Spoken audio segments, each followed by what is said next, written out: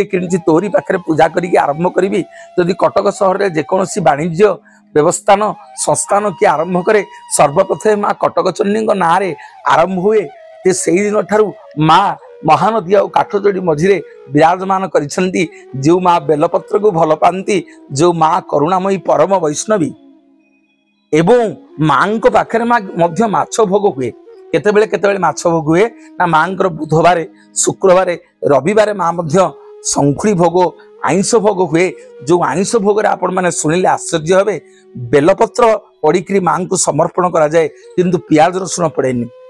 माँ माछ भोग को ग्रहण करती सत किंतु से बेलपत्र पड़े बेलपत्र पड़े माँ ताको समर्पण करती किंतु पियाज रसुण न पड़ी माँ पाखे ये माछ भोग समर्पित होता है। माँ होउछंती कैवल्य लोलुपिनी कारण माँ होउछंती भुवनेश्वरी भुवनेश्वरी मंत्र भुवनेश्वरी रूप में भक्त माने तांको कटक सहर में पूजा करती षोल पूजार प्रथम बेश माँ भुवनेश्वरी बेश भुवनेश्वरी रूप में करुणामयी माँ कटक चंडी विराजमान करिसेंती प्रत्येक दिन दुख विनाशिनी माँ मंगल आलती माँ मध्याह्न धूप माँ संध्या आलती और माँ पहुड़ बड़ सिंहार वेश आपण मैंने आसिले केते कटक सहर में करुणामयी माँ को दर्शन करेंगे जहाँ मानसिक करी मो माँ पाखे गुआ नड़िया टे बसईदे माँ अविलंबे समस्त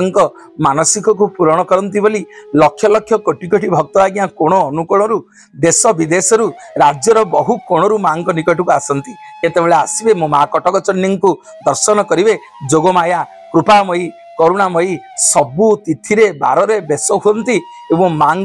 परम वैष्णवी हेले मध्य ये जगन्नाथ महाप्रभुंर कैवल्य लोलुपिनी अनेक भक्त जितेबाला जगन्नाथ मंदिर जाइथांती प्रभुंकर तुलसीमाला हो प्रभुंकर महाप्रसाद हो काकर पिठा हो समस्त आनी ये कैवल्य लोलुपिनी माँ चंडी के समर्पण करती माँ बहुत आग्रह सहित सहकारे ताको ग्रहण करती आपण मैंने आसिले केते मो माँ कटक चंडी दर्शन करेंगे भारी अपूर्व सुंदरी मो माँ देखिले आपण मान मनमुग्ध हो दीपटे जाली मो माँ को जहाँ कामना करेंगे कटक चंडी अविलंबे आपण मानकर समस्त दुख को हरण करेंगे कहते आपण मान सर्वप्रथमे भक्त मनोज पंडा तांकर जी सेवायत तांकर बड़ भाईना दुई जन आज्ञा भंजनगर बाहरी भंजनगर कम सारिक आसुंच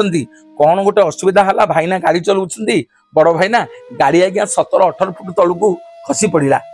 से मनोज भाईना डाकुंट माँ माँ बोली 3 थर डाकी देइछंती माँ सते दिन पुओ को कोले कोलई देइछि समग्र संसार कहे आज्ञा माँ को माँ पाई परिबनी पुओ को पुत्र हो तेणु आसंतु आपण माने केतेबेले श्रीक्षेत्र आपण माने आसंतु केतेबेले कटक सहर रे एई करुणामयी माँ कटक चंडी को दर्शन करेंगे माँ कृपा करुणा को लाभ करेंगे। जय जगन्नाथ।